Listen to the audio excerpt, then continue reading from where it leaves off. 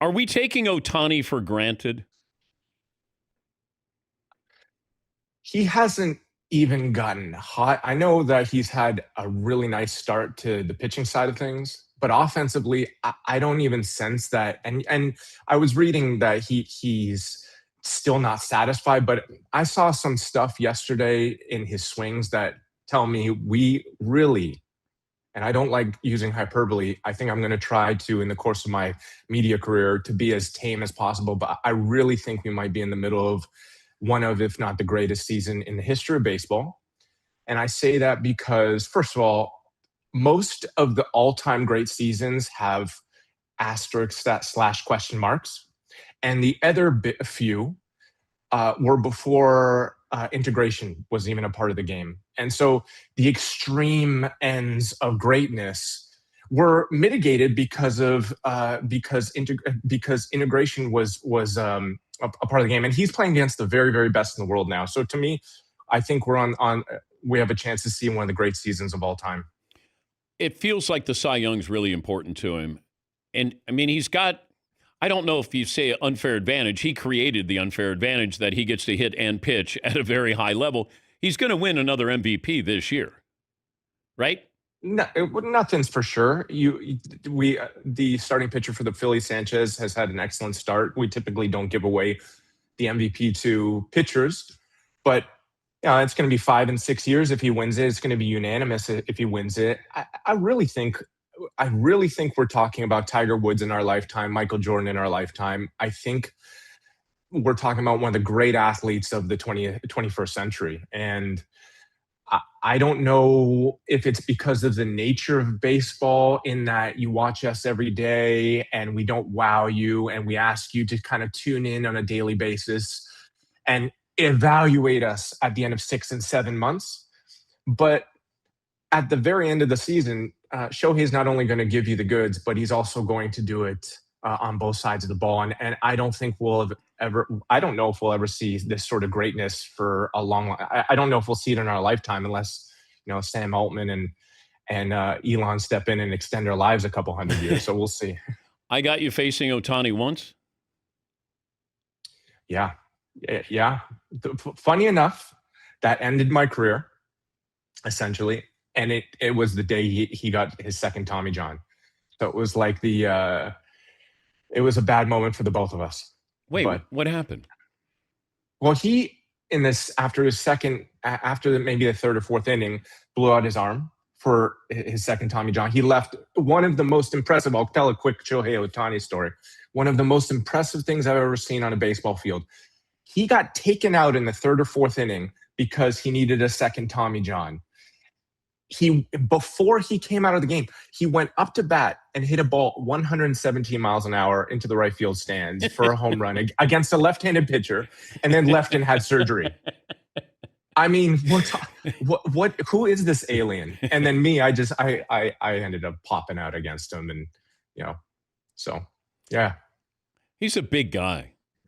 He's a big guy. He's a big 6'4", probably 240. Yeah. And he's as fast as anyone also. So he's got a lot of things going for him. What else do you have? Paulie sent this one over. This is actually an interesting topic. In 100 years, which athlete from this era will be the most remembered / spoken about? And we can kind of populate this one as a squad, but like Tom Brady, LeBron, Lionel Messi, Ohtani, Wemby.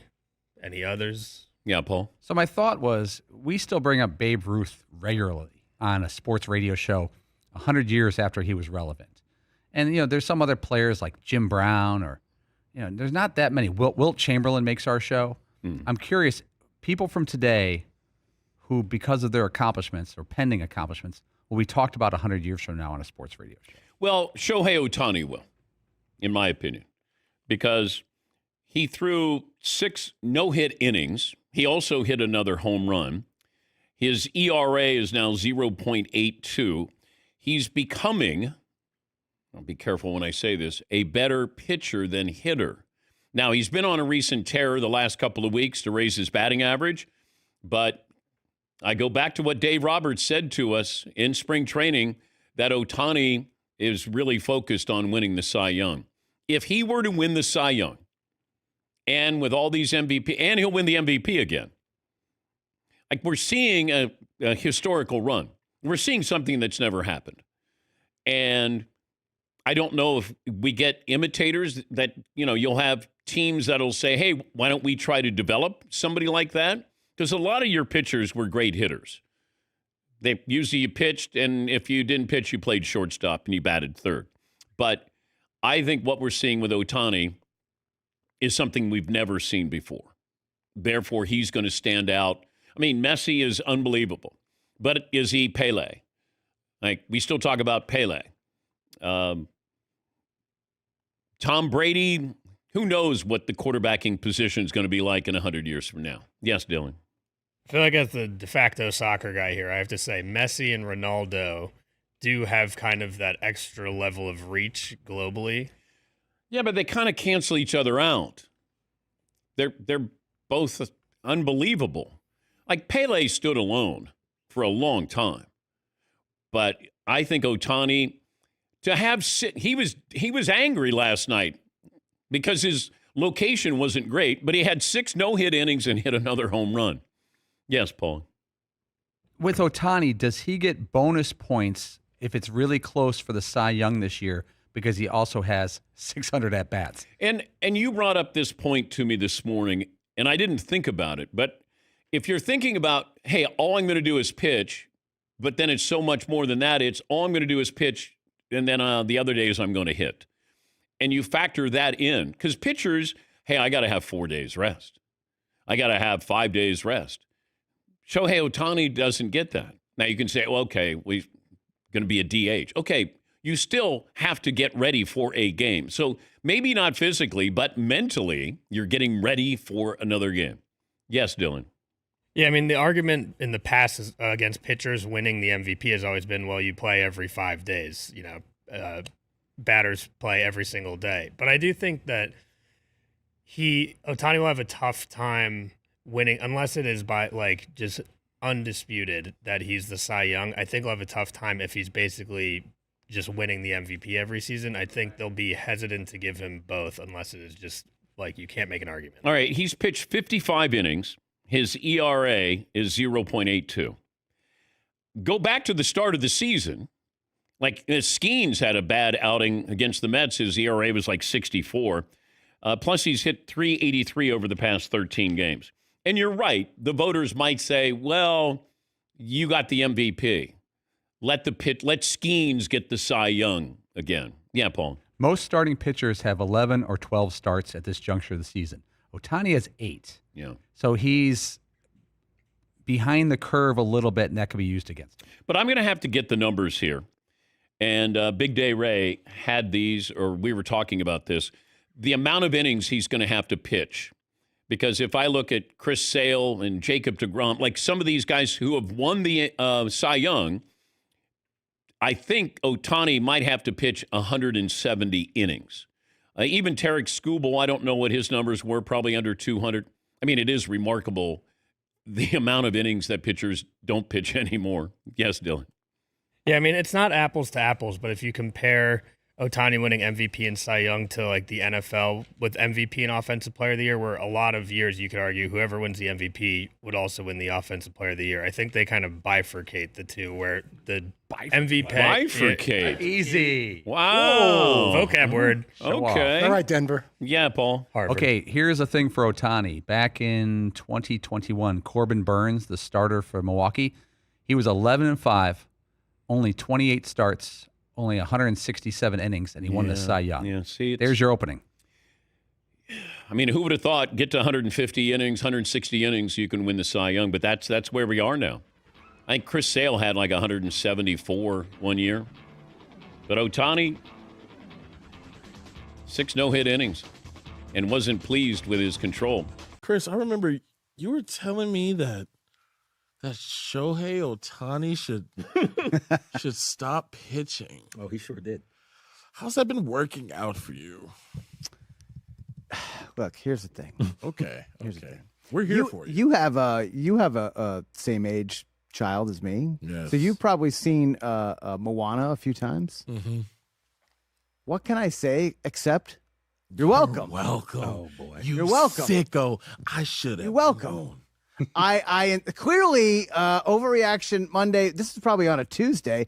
Is on in the Dodger clubhouse. Okay. Like Ohtani is, scrolling YouTube, and this is in his For You feed, and he was inspired by me saying, "Look, can't do both because one takes away from the other, right? Yeah. You're a great pitcher this year. You're hitting 240. You don't pitch for 2 seasons, and you're the greatest hitter of all time. Okay, now." Ever since if you want to roll it, Mike, ever since I said this, enough with the pitching sideshow. Ohtani needs to go back to hitting only, or the Dodgers not going to make the NLCS. So you think he's not hitting well because he's pitching? 1,000%. I don't know how you could dispute that. Guy doesn't pitch for 2 years. We see 50-50 and the greatest offensive player we've ever seen. Now we're back to pitching. What is he hitting, 240? It's just baseball, man. It happens. It just happens. I don't know. I went to a couple games over the weekend. Didn't hit the broadside of a barn. I hear you. I get it. Something's off. I know. You got Braves mania over there. Enough with the pitching. No one cares. That's we're there not to true. see. We're there, yeah, Untrue. No it one is cares. true. We're there to Untrue. see you hit. Untrue. We're there to see you hit. We're not there to see you do something cool every 5th day. We're there to see you do something awesome every day. Let's hit. Now look again. Hold on. Broadside of a barn. What can I say? Except you're welcome. Except you're welcome. Since then, Yeah. I don't think he's given up a hit, and he has not 1 but 2 leadoff home runs. Did he do it again last night? Yeah. I said 2 leadoff home runs. Yeah, he's a freak. You know, Oh, he man. is the monster that we all know and love around here That is the worst take in of Los all time. Angeles. And the greatest thing that baseball has ever seen, Shohei Ohtani. I might just go by O'Shea Ohtani for the record. I mean, I might have to How talk is to this him the about first time we have said that? Yeah, right? it just happens. You know, when I'm in the chair, we got good energy. O'Shea Ohtani. O'Shea Ohtani is here, man. Now I'm going to put up on Twitter, better nickname that we've cultivated the last 10 minutes. Cake May or May. O'Shea Ohtani. Oh, Which one's better? gosh. Cake May is dangerous. That's the only time I'm going to say that. Is your dad gonna make one of these with 3 when we get another one? That's what I said. I was like, the guy who ever designed, by the way, By the way, These are for awesome. those who Thank you. don't know, did you pass those out today? you see these right here. Did your boy get one? Bumping This is low what, rider. this is what happens when Shay is hosting. We got little versions of my dad in tiny cars. All right, now, I told my dad, the guy who designed this one is like sweating thinking about a third. All right? Yeah. Him Yeah. in the lowrider, In the lowrider. both trophies. You see him on the side. My dad is so weirdly become the honorary mascot of He's the like the face of the team. It's insane. It's insane. We are a strong Laker household. And, you know, the Dodgers, we all sit and watch and hope. And we sat there and watched you, Darvish, and all those moments and things like that, cheering for Agon and the boys. And, you know, I told you my first baseball game ever was actually at Shea Stadium. And it was terrible. My Piazza killed us. But, yeah. Now, Dodgers are like, they're part of the family. Shohei Ohtani could borrow my car if he wanted to. He's got a plate at the house. So it's been incredible.